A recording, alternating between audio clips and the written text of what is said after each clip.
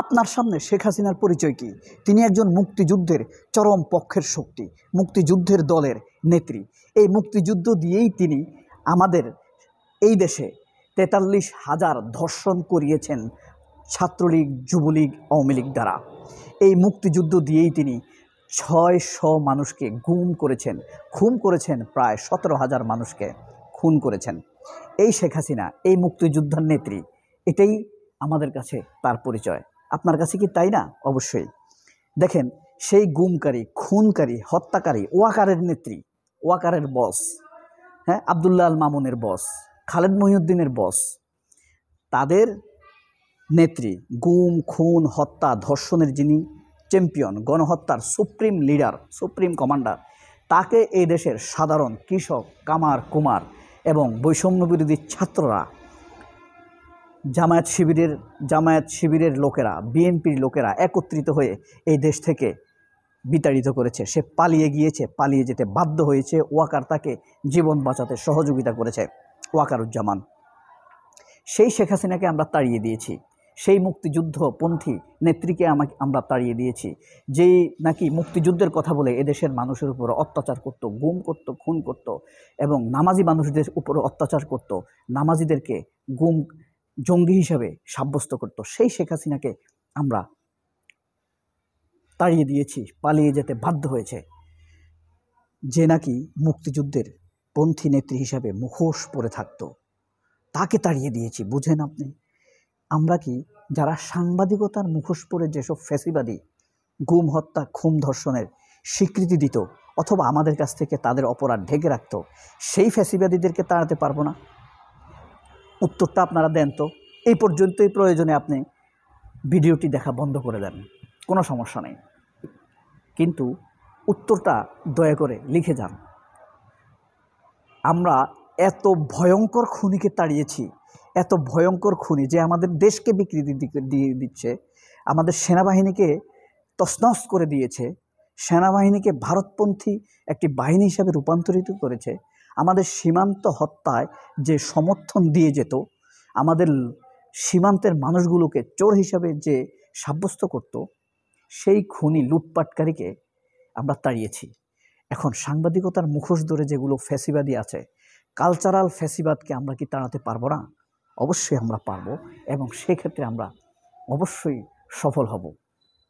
তবে হ্যাঁ, আজ থেকে যারা এই ভিডিওটি দেখছেন এবং এই পর্যন্ত দেখছেন, পজ দেওয়ার পরেও, থামতে অনুরোধ করার পরেও, তাদের কাছে অনুরোধ, যতগুলো নিউজ দেখবেন, শুধু নিউজ দেখলেই হবে না, নিউজের ভোকাল টোন খেয়াল করতে হবে। এই নিউজের মূল পয়েন্ট কি, অথবা একাধিক হলে পয়েন্টগুলো কি, সেই পয়েন্টগুলো কি হাসিনার পক্ষে যায় নাকি বিপক্ষে যায়, এই একটি পয়েন্ট খেয়াল করতে হবে। সেটা কালের কণ্ঠ হোক, সেটা বাংলা নিউজ হোক, বিডি নিউজ হোক, চ্যানেল 24 হোক, সেটা প্রথম আলো হোক, এবং সেই নিউজটি কে করেছে সেটিও অনুসন্ধান করার চেষ্টা করা। তাহলে আমরা সবাই এক একজন মিডিয়া গবেষক হয়ে উঠব। আমাদের বর্তমানে হাসিনা পালানোর পর সবচাইতে বেশি ক্ষতি করছে কে জানেন? এই প্রথম আলো সহ অন্যান্য মিডিয়াগুলো, আর ওয়াকার, বিএনপির ভিতরে থাকা ভারতপন্থী লোকেরা। এই তিনটি জিনিস প্রধানত আমাদেরকে ক্ষতি করছে। এই তিনটি ফ্যাসিবাদ আমাদেরকে এখন আইডেন্টিফাই করতে হবে। দেখেন, শেখ হাসিনা যে ফ্যাসিস্ট, এটা মাহমুদুর রহমান বুঝছে তো 15 বছর আগে, 14 বছর আগে। আমরা এদেশের মানুষ বুঝছে কিন্তু 14 বছর পরে। তাহলে মাহমুদুর রহমান কত এগিয়ে। এখন এই ফ্যাসিবাদ মানে মিডিয়া ফ্যাসিবাদ, কালচারাল ফ্যাসিবাদ, আপনার মিলিটারি ফ্যাসিবাদ কে যদি আমরা চিনতে দেরি করি, ভুল করি, তাহলে আগের মতোই আমাদের সময় অপচয় হবে, জাতির সময় অপচয় হবে। এদেরকেও আমাদেরকে তাড়াতে হবে। এই সেনাবাহিনী এদেশের সম্পদ, কিন্তু ওয়াকারুজ্জামান সেটি হতে দেয়নি। সে অপরাধীদেরকে আশ্রয় প্রশ্রয় দিয়েছে, সিভিল অপরাধী রাজনীতিবিদ যারা, তাদেরকে আশ্রয় প্রশ্রয় দিয়েছে, বাঁচিয়েছে। আর যারা সেনাবাহিনীর ভিতরের অপরাধী, 1-150 মানুষ, মানে অপরাধী অফিসার, তাদেরকেও সে আশ্রয় প্রশ্রয় দিয়েছে, বাঁচিয়েছে। ওয়াকারের ভাষার মধ্যে আর শেখ হাসিনার ভাষার মধ্যে কিন্তু পার্থক্য নেই, পার্থক্য থাকার কথাও নয়।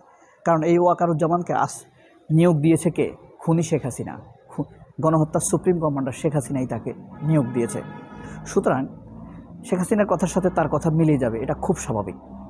এখন কথা হলো কিভাবে মিলবে। এই যে শেখ হাসিনার মুক্তিযুদ্ধের প্রধান অথরিটি সে ওয়াকারুজ্জামান এখন সেই অ্যাবসেন্টে সেইভাবেই কথা বলছে, সেইভাবে এগোচ্ছে। সুতরাং আপনার ওয়াকার বলেন আর সুপ্পু বলেন আর ফুক্কু বলেন, এরা সবাই আমাদের টাকা খায়, আমাদের পয়সা খায়। এই কথা বারবার মনে করবেন। তার স্ত্রীর শাড়ির টাকা হয় আমাদের টাকায়, তার বাচ্চা কাচ্চার পড়াশোনা হয় আমাদের টাকায়, তার গায়ের পোশাক আমাদের টাকায়, তার গাড়ি আমাদের টাকায়, এসি ঘর সব আমাদের টাকায়। সে ভবিষ্যতে যেখানে থাকবে, যেখানে ঘুমাবে, যে গাড়ি দিয়ে ঘুরবে, সেটা আমাদের টাকায়। এটা আমাদের ভুলে গেলে চলবে না। তাকে এসবের জন্য জবাবদিহি করতেই হবে।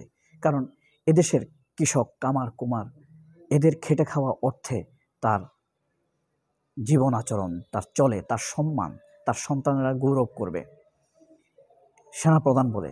অথচ সে সেনাপ্রধান হয়েছে আমাদের টাকায়, আমাদের পয়সা সে চলেছে। তাহলে আমরা তার কাছ থেকে হিসাব কিন্তু কড়ায় ঘণ্টায় বুঝে নেব। এক বিন্দুও ছাড় দেওয়া হবে না, বাদ যাবে না একটি পয়সা। দিতে হবে সব হিসাব, ভাবতে হবে দেশের কথা, ধরিও না আর ভুল ভাবসাব। এটাই হলো শেষ কথা। এখন আমরা এই মূল টার্গেট হলো আমাদেরকে মিডিয়া ফ্যাসিবাদ রুখতে হবে। মিডিয়া ফ্যাসিবাদকে ইন্ধন দিয়ে যাচ্ছে এই ওয়াকারেরা আর মিথ্যাবাদী খালেদ মহিউদ্দিনরা, মিথ্যাবাদী মঞ্জুর আলম পান্নারা, মাসুদ কামালেরা। ফ্যাসিবাদ এখন এখানেই। এটিকে চিহ্নিত করতে পারাটাই ফ্যাসিবাদকে চিহ্নিত করতে পারা। আর আমরা খুবই আত্মবিশ্বাসে বলিয়ান, আমরা খুনের সুপ্রিম লিডার, মুক্তিযুদ্ধের নেত্রী, ভারতপন্থী দলের প্রধান, গুম খুন হত্যা নেত্রী, লুটপাটকারীদের সর্দারিনী, 3.5 লাখ কোটি টাকা পাচারের নেত্রী শেখ হাসিনাকে উষ্টা মেরে তাড়িয়েছি। আর এই মিডিয়া ফেসিবাদকে তাড়াতে পারবো কি না সেটা আপনারা একবার ভাবুন। এবং সেটা আমি যা বলেছি তার বাইরেও অনেক পথ থাকতে পারে। সেই পথটা কীভাবে সেটি সম্ভব? আপনাদের মতামতটি, আপনাদের আবিষ্কৃত পথটি হয়তো হয়ে উঠবে আরও সুন্দর, ব্যঞ্জনাময়, আরও সহজ, রক্তপাতহীন। সেই বিষয় কি ভাবার আপনাদের আমার একটু সময় হবে? আমরা কি সেই বিষয়টি ভাবতে পারি? কারণ এই মিডিয়া ফ্যাসিবাদ কিন্তু আমাদেরকে নাজেহাল করে দিবে। সবাই অকৃত্রিম ভালোবাসা নেবেন। অনেক ভালো থাকবেন। আল্লাহ হাফেজ। আসসালামু আলাইকুম।